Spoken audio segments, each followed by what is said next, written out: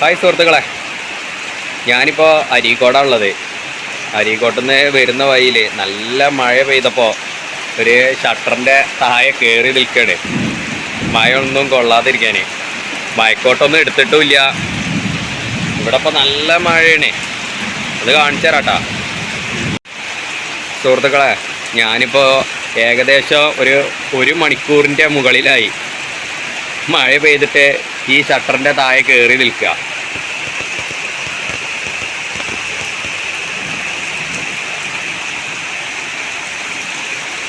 ഇന്നാണെന്നുണ്ടെങ്കിൽ റെയിൻകോട്ടും കയ്യിലെടുത്തില്ല.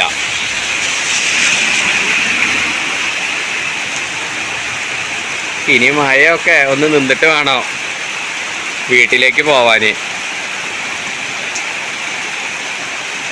നല്ല സ്ട്രോങ് മഴയാണ് കേട്ടോ.